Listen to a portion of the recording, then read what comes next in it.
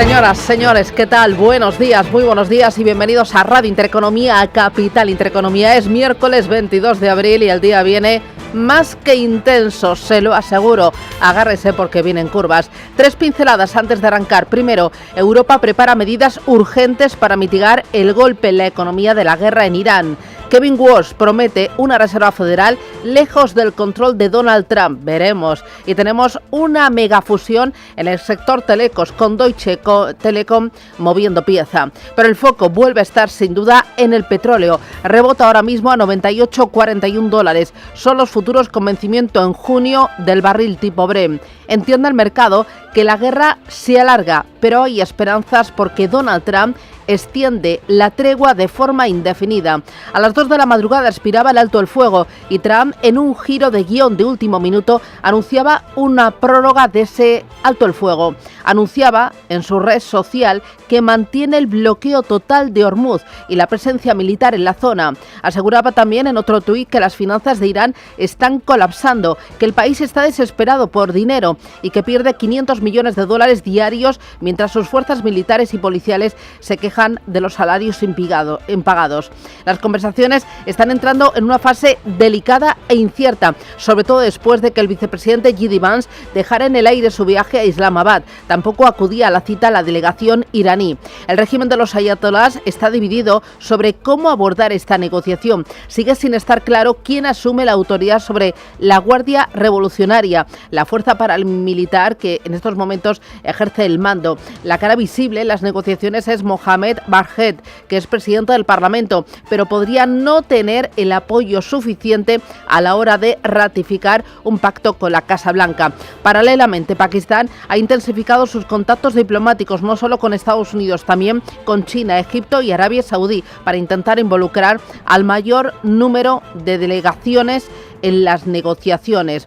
Bueno, guerra en Oriente Medio está en un stand-by y que ha provocado la mayor crisis energética de la historia, lo dice la Agencia Internacional de la Energía. Para hacer frente al impacto, la Comisión Europea va a presentar hoy mismo medidas para mitigar la subida de los precios y también la escasez de combustible. Rubén Gil, buenos días. Buenos días, así es. Bruselas va a detallar hoy algunas de las medidas que ya se filtraron hace unos días, como la posibilidad de que el teletrabajo sea obligatorio un día a la semana, rebajar impuestos a las energías limpias o abaratar el precio del transporte público. La Unión Europea prepara también un plan de solidaridad para el queroseno por el temor a un desabastecimiento en el sector aéreo, algo que de momento no contemplan las aerolíneas, que también descartan cancelaciones de vuelos, aunque avisan de que el precio de los billetes podría subir de cara a este verano. El presidente de la Asociación de Líneas Aéreas, Javier Gándara, que va a estar con nosotros aquí en Radio Intereconomía esta mañana, no ve problemas de suministro en España. España se encuentra en una situación relativa bastante mejor que el resto de países de nuestro entorno, ¿vale?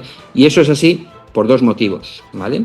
El primero es que de todo el crudo que se importa a todas las refinerías españolas, solamente el 11,4% procede de la zona de conflicto, procede de Oriente Medio.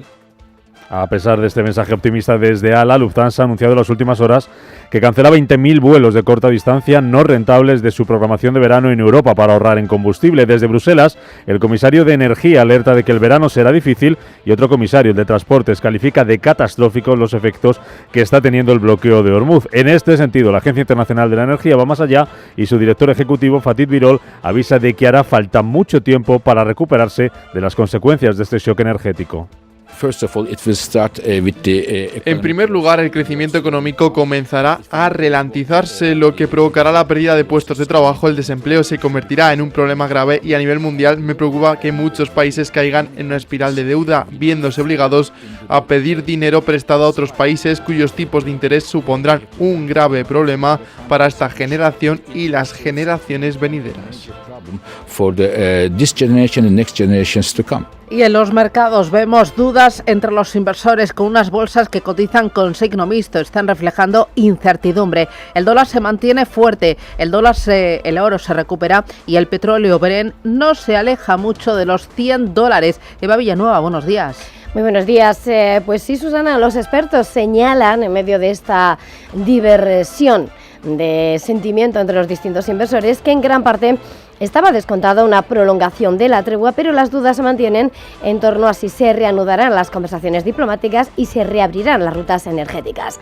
Bajo este paraguas vemos como esta mañana en Asia predominan las ventas, aunque sin embargo el índice Nikkei en Tokio ha tocado nuevo máximo histórico esta mañana, y también en el índice de Taiwán. El Kospi surcoreano, sin embargo, vemos como retrocede hasta ahora un 0,34% en una jornada donde la tecnología retrocede y donde el mayor damnificado del día en las plazas asiáticas es el Hansen de Hong Kong, con caídas del 1,49%, y peor lo hace su índice tecnológico. Todo esto, por supuesto, después de ver cómo, sin embargo, la lectura de Wall Street anticipa una jornada de miércoles con subidas en los futuros del S&P 500 del 0,43% a esta hora, y también por el lado de la tecnología del Nasdaq 100, que suma a esta hora un 0,53%, y eso después de haber visto anoche a cerrar a los principales índices neoyorquinos con retrocesos generalizados que en el caso del S&P 500 alcanzaban el 0,63%. En este escenario, como dices, donde a la hora de ver lo que está pasando en los mercados hay que mirar el mercado de bonos y cómo a esta hora la rentabilidad del Treasury a 10 años se ve bajar en 4,29%. Ese precio del bono de referencia americano, y el Bund, el alemán, que está subiendo su rentabilidad a esta hora hasta el 3,02%, lo que significa esa presión sobre el bono de referencia en Europa. Los futuros en Europa anticipan ventas, un 0,29% es lo que avanzan los futuros del DAX esta mañana, y mientras en el mercado de divisas seguimos viendo fuerte al dólar, que hasta ahora en ese índice que le compara con las 10 principales divisas retrocede, aún así por encima de 98,38 unidades, y el euro, que retrocede frente al dólar en unos 17,40 unidades, en un día donde Martín Kazaks, en Financial Times del BCE, ha señalado que el BCE se va a permitir el lujo de dejar los tipos sin cambios. Un oro que hoy, sin embargo, ve cómo avanza un 0,72% su precio, y por lo tanto vemos cómo se está recuperando a su nivel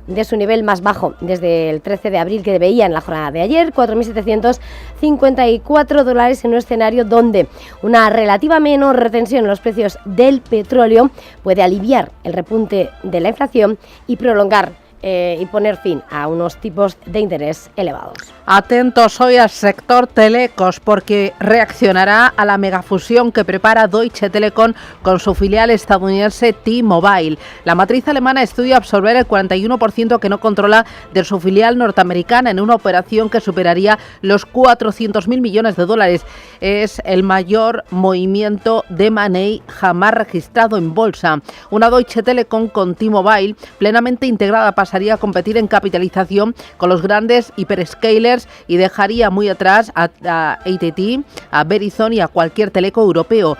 El movimiento deja a Telefónica, a Orange y a British Telecom en otra liga competitiva dentro del sector. Un movimiento que tendría, eso sí, un coste elevado. Comprar el 41% restante exigiría emitir deuda o, más probablemente, pagar en acciones. Cualquier fórmula dilutiva tendría que ser digerida por un accionariado que incluye al Estado alemán, con alrededor del 30%. Absorber la parte que no controla permitiría a Deutsche Telekom consolidar íntegramente los ingresos y los flujos de caja de la filial, no solo vía participación. La consolidación completa elevaría el beneficio por acción y recalibraría el múltiple al que cotiza todo el grupo.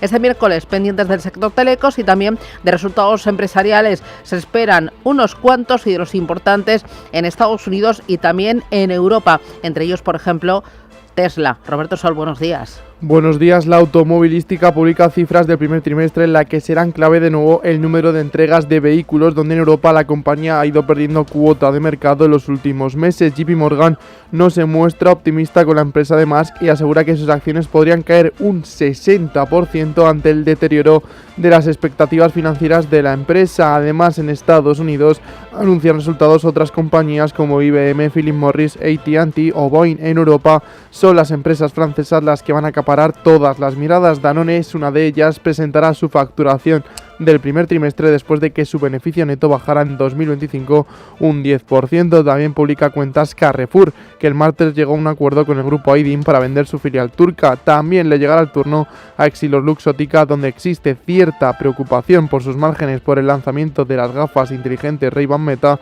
y también anuncia resultados L'Oréal, que tuvo unos ingresos en 2025 de 44.000 millones de euros. Son las 7:10, esto es Radio Intereconomía, el día nos trae más noticias.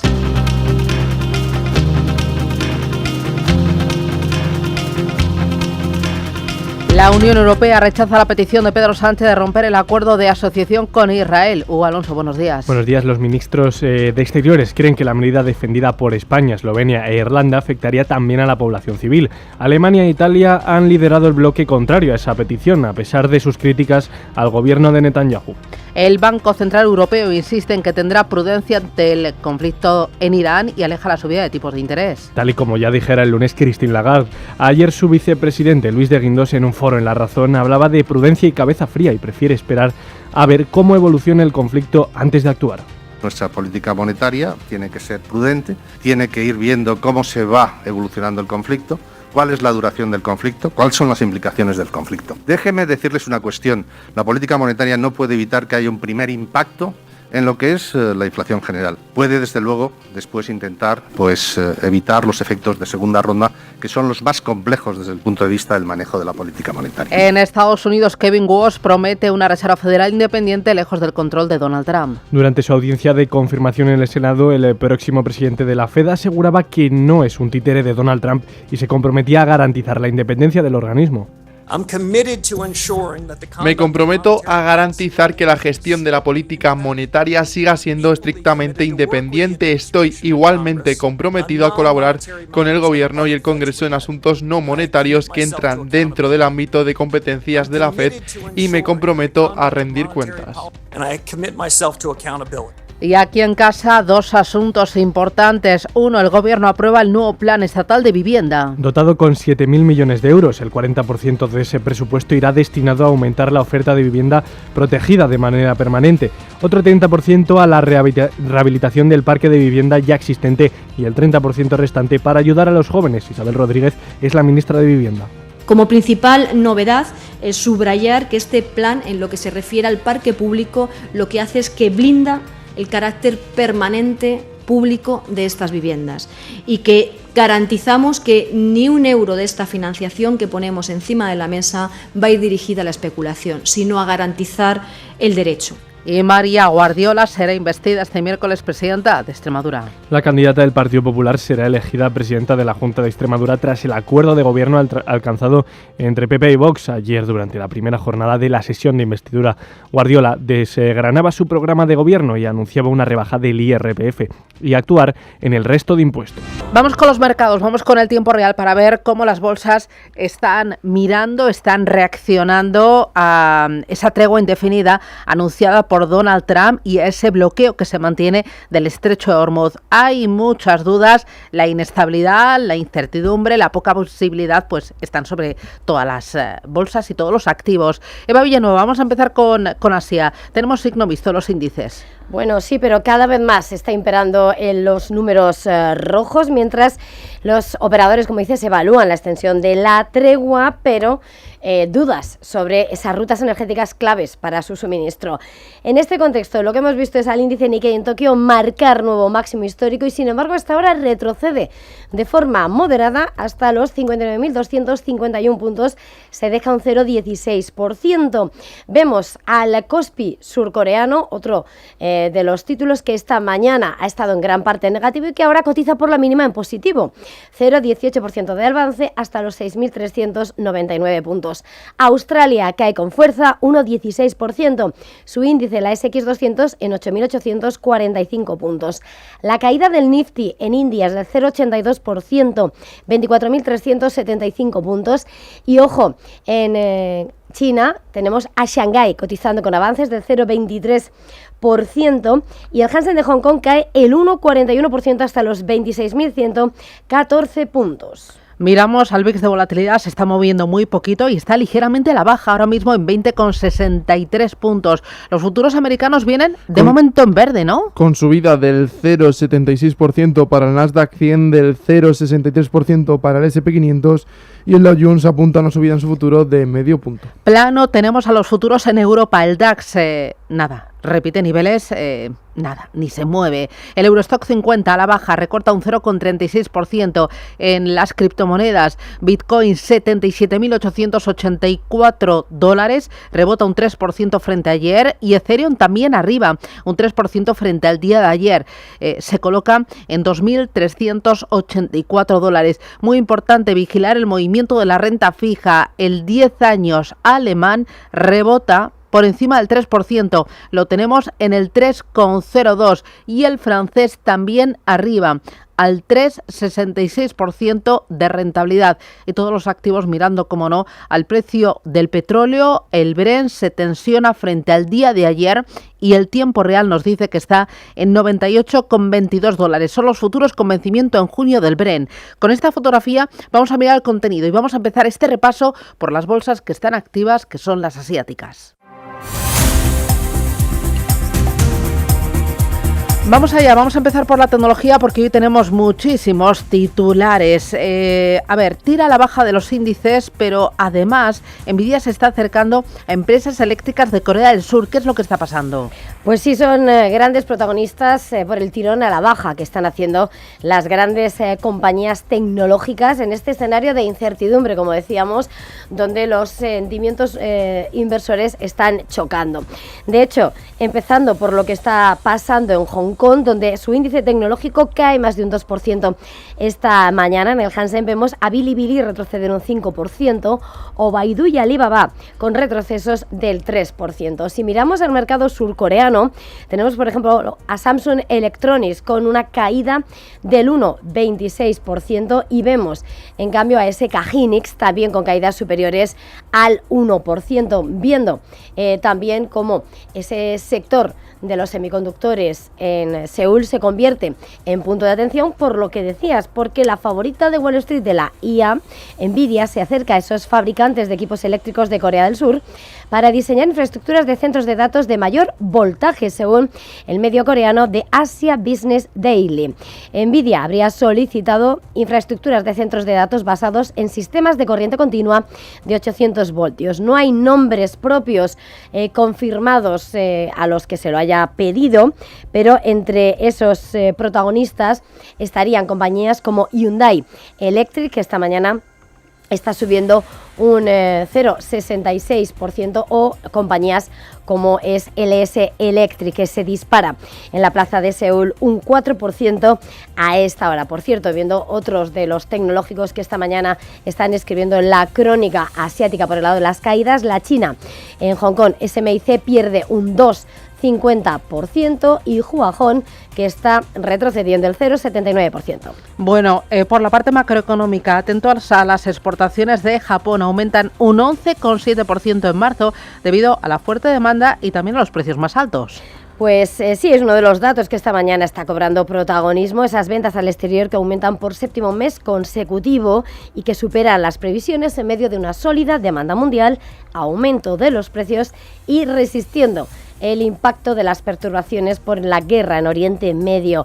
Las exportaciones a Estados Unidos han aumentado un 3,4% en marzo con respecto a un año antes, las de China un 17,7%, las importaciones por su parte han crecido un 10,9% en marzo en tasa interanual, mucho más que el 7,1% que estaba previsto. Con todo, el superávit comercial alcanza los 4.180 millones de dólares. Si miramos a grandes exportadores, tenemos a Toyota retrocediendo también esta mañana un 2,44%, o tenemos títulos como Honda, la automovilística también, que pierde pierde el 2%. El gigante del entretenimiento Sony esta mañana pierde el 0,45%.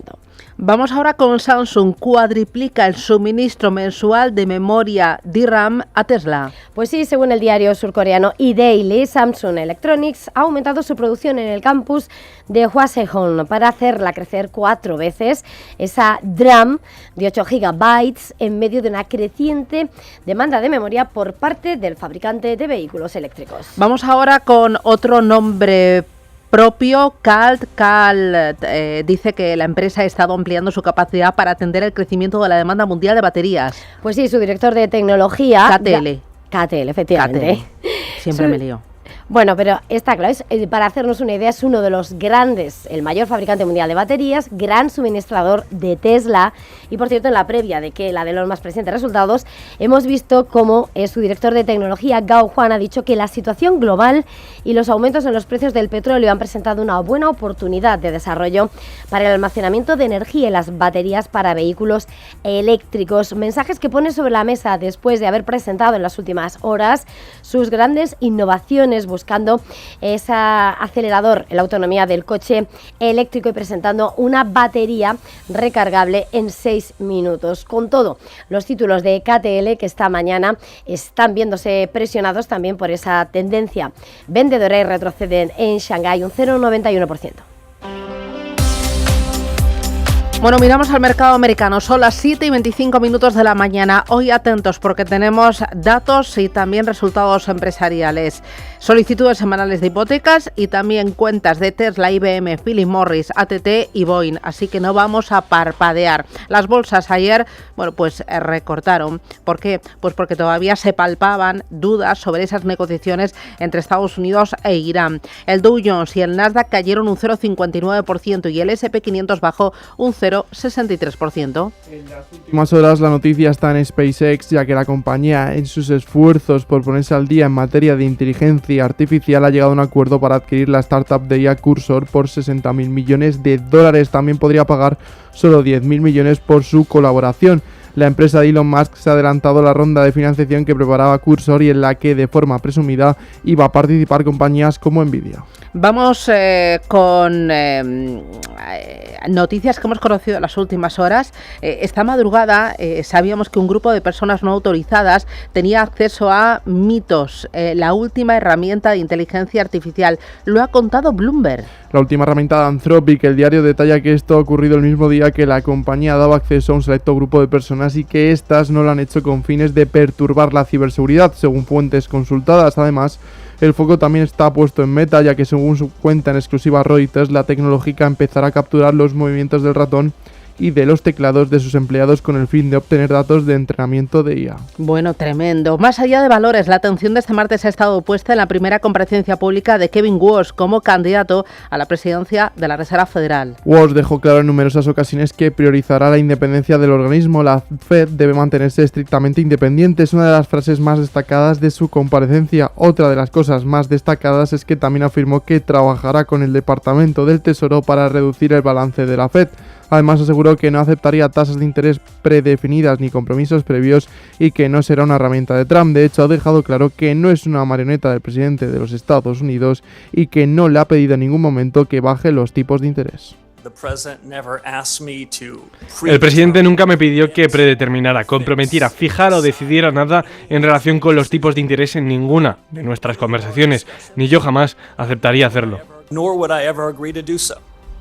En cuanto a resultados, ayer atentos a los de United Health, subió un 7% después de presentar cuentas que batieron expectativas. Sus ingresos superan los 111.000 millones y su beneficio neto es de 6.292 millones de dólares y se coloca prácticamente en línea con lo visto el año pasado. Lo que más le ha gustado al mercado es su previsión de beneficio por acción para el resto del año, que sube a 18,25, superando las propias estimaciones de la compañía de 17,75. 7:28, miramos a Europa.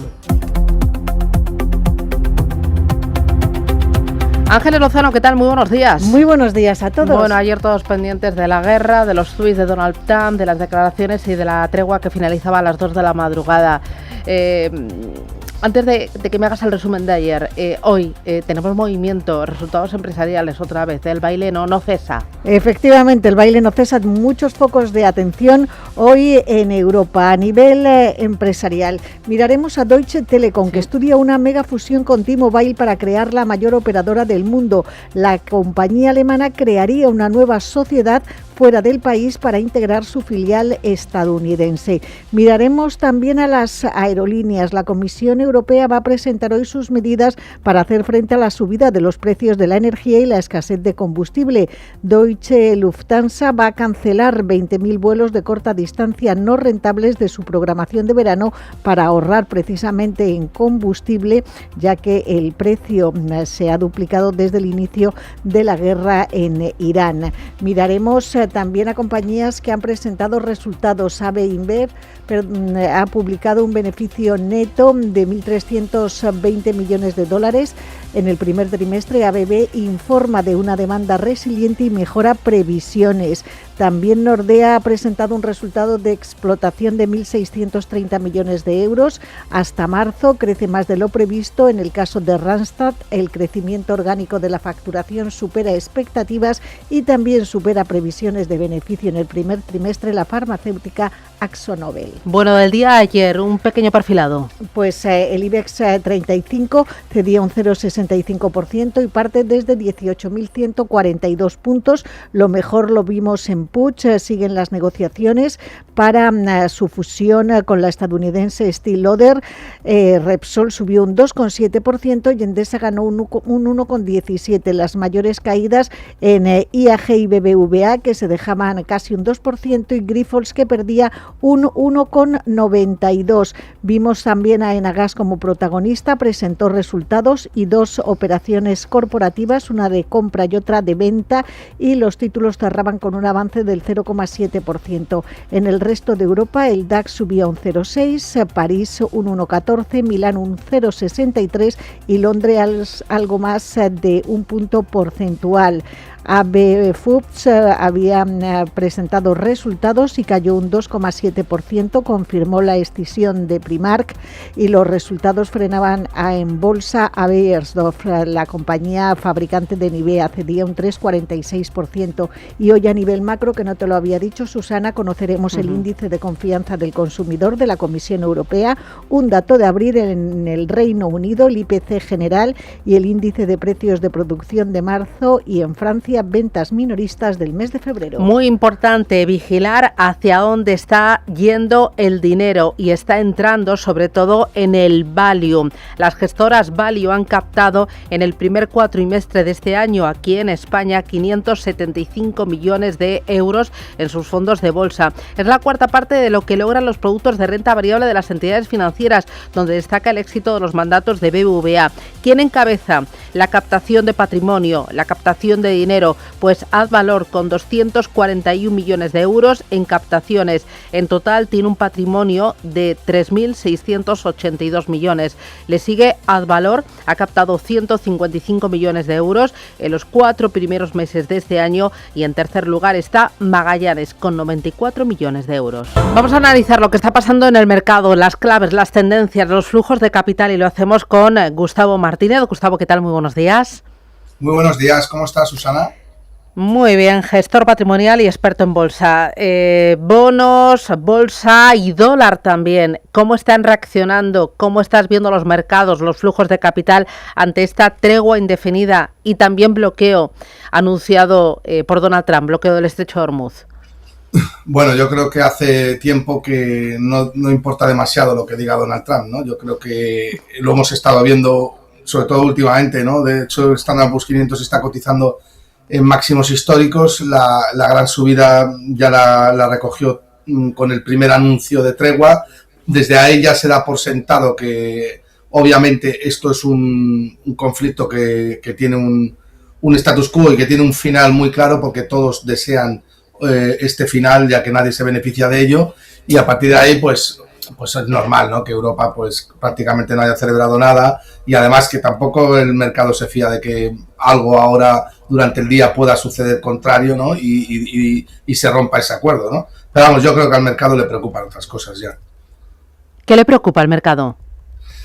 Bueno, sobre todo la inflación, ¿no? Ayer estuvimos a Kevin Wance haciendo su primera comparecencia en lo que va a ser su presidencia de la Reserva Federal como aspirante, y él decía claramente que más o menos el discurso estuvo enfocado todo el tiempo en la independencia de la Reserva Federal. Es decir, yo creo que el mercado ha percibido que los bancos centrales han perdido completa independencia. Desde luego, es obvio, ¿no?, que esa independencia se pierde cuando hay una inflación bestial acumulada y cuando los estados no tienen demasiado incentivos, a pesar de esa inflación, a subir tipos de interés, porque obviamente eso se carga la presidencia de cualquier presidente. Y claro, el mercado pues lo que busca es precisamente cómo vas a corregir esa enorme inflación que llevas acumulada ya durante los últimos 6 años y que no tiene visos de que se vaya a recuperar, sobre todo cuando tienes estados que están incurriendo continuamente en déficits fiscales, ¿no? Ayer Kevin Walsh, que va a suceder a Jerome Powell al frente de la Reserva Federal de Estados Unidos, insistía en que él va a mantener la independencia del organismo. ¿El mercado se lo está creyendo? ¿El mercado lo ve así como independiente de Trump? Bueno, yo creo que hubo cierta volatilidad con ese discurso, con lo cual si hubo cierta volatilidad es que una parte del mercado pues sí que le dio validez, ¿no? Yo vi las velas del oro cuando él estaba diciendo eso, corrigieron un 1 y pico %.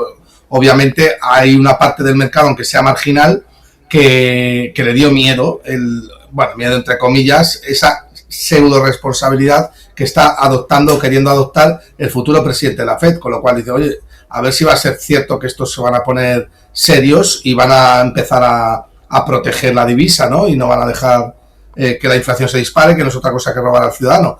Y por eso hubo cierta volatilidad, pero claro, al final no se trata de si el mercado debe percibir voluntad o no por parte de los bancos centrales, más bien si debe percibir capacidad o no por parte de los bancos centrales. Es decir, una cosa es la voluntad y otra cosa es la capacidad. Voluntad, obras son amores, que buenas son razones. Quiere decir, si tú tienes mucha voluntad pero no puedes hacerlo, no vale para nada. Entonces, lo que yo creo que mucha parte del mercado, entre ellos yo, considera que por mucha buena voluntad que tengas de corregir esa inflación, la realidad es que no puedes hacerlo. ¿Por qué? Porque subir tipos de interés durante mucho tiempo pues aboca a los estados al fracaso, a las crisis económicas, o por lo menos que haya una disrupción en forma de ciclo económico. Ten en cuenta que la deuda en Estados Unidos es de 40 trillones, o sea, 40 billones de dólares, y los déficits fiscales están por encima del 7%, con guerras comerciales, con tensiones geopolíticas, con precios del petróleo que en cualquier momento se disparan, con enclaves como Hormuz que no están resueltos. Todo eso es complicado de controlar si no generas inflación, ¿no? Pero además de la herramienta de subir tipos de interés, los bancos centrales tienen otras herramientas para intentar mitigar un futuro rebote inflacionista, o para intentar mitigar que la inflación se enquiste en niveles altos durante largo tiempo, ¿no? Bueno, a ver, los bancos centrales, a través de sus mecanismos de política monetaria, lo que más pueden hacer, sobre todo en el tramo corto, es tratar de controlar la curva de tipos de interés, sobre todo en el tramo corto, porque en el tramo largo el mercado es muy soberano, ¿no? Sobre todo no es tanto los bancos centrales, si es que es la responsabilidad de los estados.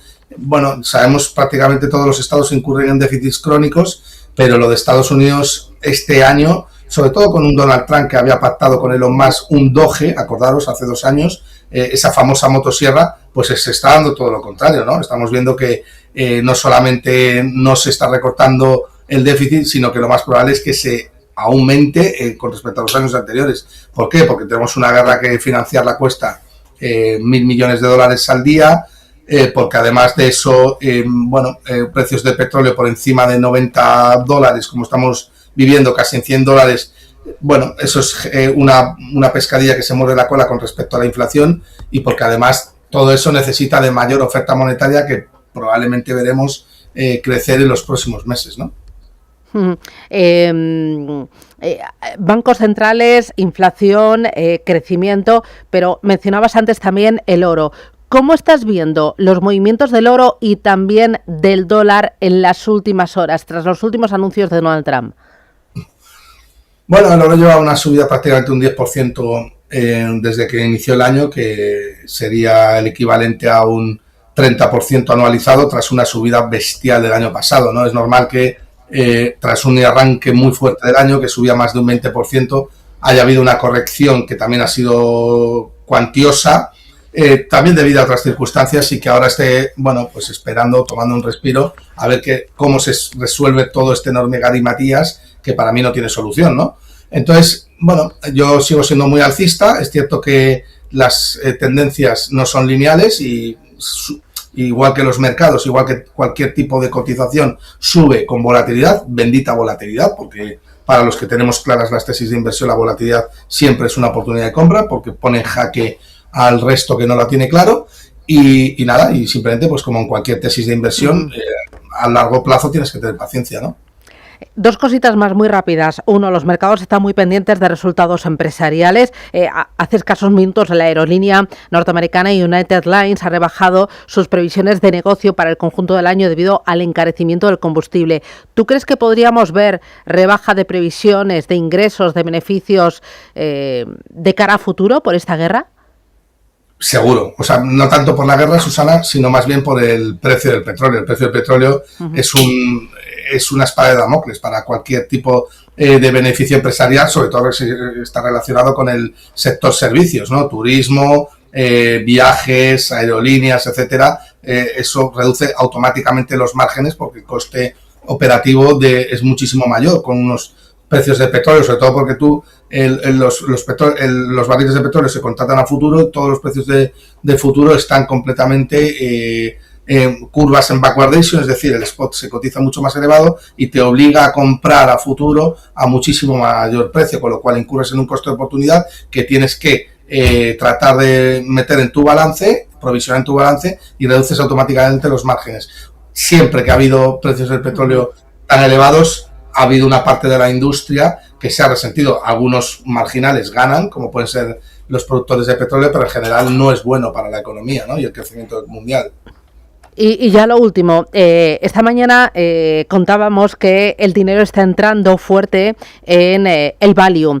Por ejemplo, las gestoras españolas independientes han captado los 4 primeros meses de este año casi 600 millones de euros. Y las gestoras españolas independientes, la mayoría son value. ¿Tú ves este flujo desde el crecimiento, desde lo cíclico al value? Sin duda, de hecho llevo tiempo hablando de ello, ¿no? Creo que además es que tengo un titular en varios periódicos el que pone Gustavo Martínez dice que vamos a ver la mejor época del value investing de la historia, o sea que no se lo he dicho a mi madre al oído. Entonces sí, claro, estoy completamente convencido, Susana, de que estamos entrando en la mejor época del value investing, y también estoy completamente convencido de que esto no ha hecho nada más que empezar. De hecho, mira el comienzo del value investing. Hay fondos de inversión muy conocidos, con nombre y apellidos, que suben un 20% a pesar de la guerra. Otros suben un 15%, otros suben un 10%, pero más o menos todos lo están haciendo muy bien. Y es que estamos, como muchos dicen, los que no saben, que el value había muerto, ¿no? Pero yo creo que el value no ha muerto, el value está renaciendo más fuerte que en las anteriores décadas, si cabe, ¿no? Muy bien, pues Gustavo Martínez, oye, gracias por ese análisis. Cuídate, que tengas buen día. A por el miércoles. Buen día, Susana. Un abrazo. Chao, chao, adiós, cuídate.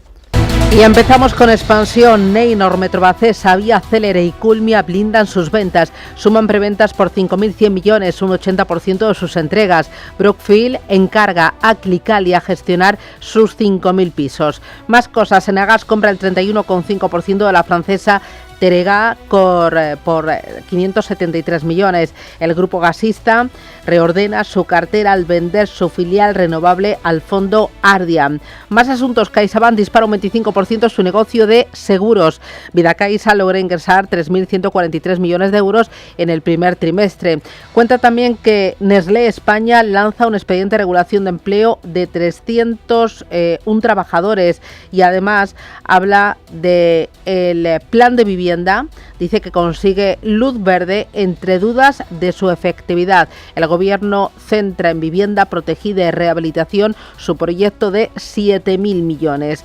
Vamos ahora con el diario 5 días. También va con ese plan de vivienda. Dice, el plan de vivienda prohibirá sacar al mercado las nuevas promociones de VPO, de vivienda protegida. El programa aumenta hasta 7.000 millones hasta el año 2030 y se desplegará en el segundo semestre tras el pacto con las comunidades autónomas. La Comisión Nacional del Mercado de la Competencia reitera que el día del apagón había vías para evitarlo. El bono social de Internet cubrirá a todos los que cobran el mínimo ingreso vital y cuenta también que Ardian alcanza el 80% de gas renovable tras un acuerdo a 4 bandas. También se hace eco de esa megafusión en el sector telecomunicaciones. Deutsche Telekom planea una fusión con su filial T-Mobile. La operadora alemana estudia la unión con su participada de Estados Unidos para crear la mayor empresa de telecos del mundo. Y termino con el diario El Economista. El Pentágono invertirá más en sus bases militares españolas. Las incluye en la partida de 8.500 millones para mejorar estas infraestructuras. Hay entrevista con el ministro de Energía del Reino Unido. Dice que el acceso global al petróleo se está complicando y que no podemos confiar en el casino de los combustibles fósiles. Destaca también otras 2 noticias interesantes. Una, España gana peso en banca de inversión en Europa. Los ingresos domésticos copan el 6% del total frente al 4,6% de hace 6 meses. DKV cuadriplica beneficios tras salir de Muface y Abe Foods sacará Primar a bolsa como independiente. El gigante británico separará sus negocios alimentario y textil. También hay un especial sobre ciberseguridad. Dice que debe ocupar la agenda de los CEO y también las prioridades del Consejo. En la contraportada del diario El Economista, la Academia Andaluza consolida la capitalidad gastronómica de Jerez. Cuenta que Vinos sin Fronteras, sostenibilidad territorial, identidad hostelera y eficacia turística evidencian un destino cultural, enológico y también gourmet privilegiado. Muy interesante y muy apetecible para estas horas de la mañana. Vamos ahora con prensa nacional e internacional. Adelante. El País señala en su portada que el PP asume en el Congreso la idea de prioridad nacional de Vox. Los populares aceptan ese principio en su enmienda a una moción de los ultras para limitar el acceso a ayudas y prestaciones públicas, pero lo reinterpretan en función del arraigo. La portada del Mundo pone el foco en la guerra de Irán y dicen que Trump alarga el alto al fuego en busca de una salida a la guerra. Y atención, porque también alertan de una de las repercusiones que puede tener la guerra y dicen que los cables estratégicos que sostienen el Internet global están amenazados por el conflicto. El flujo de datos entre Europa, Asia y África depende de 16 estructuras en el Mar Rojo. Nos vamos a La Razón, que lleva en portada el desayuno informativo con Luis de Guindos. El BCE aleja una subida de tipos como respuesta a la inflación por Irán. Destaca el periódico, el vicepresidente del Banco Central Europeo defiende una táctica prudente y cabeza fría. La portada de la ABC titula y dice que Moncloa ultima una ley que evitará destapar casos como Servinavar. Prepara un proyecto de ley que eliminaría a los notarios como figura de control y detección de operaciones sospechosas en el blanqueo de capitales. Y ahora nos vamos a Estados Unidos para comenzar el repaso a la prensa internacional, donde The Wall Street Journal titula que sin plan de paz no hay problema, porque el mercado en tiempos de guerra sigue en alza. Las malas noticias despiertan aún mayor interés entre los inversores. El Washington Post, por su parte, informa de que Virginia ha aprobado una medida de redistribución de distritos que podría ayudar a los demócratas a recuperar la Cámara de Representantes.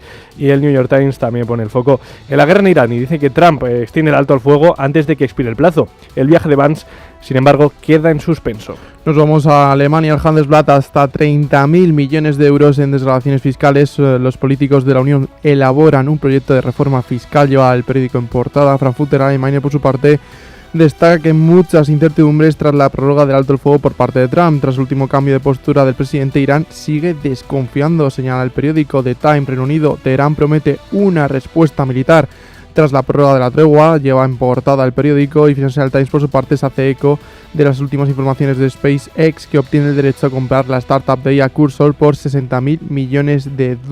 En Francia, Le Monde señala: ni guerra ni paz. El presidente estadounidense no fijó un nuevo plazo, afirmando que estaba esperando a que las distintas facciones dentro del régimen iraní, tanto de seguridad como políticas, llegaran a una propuesta unificada.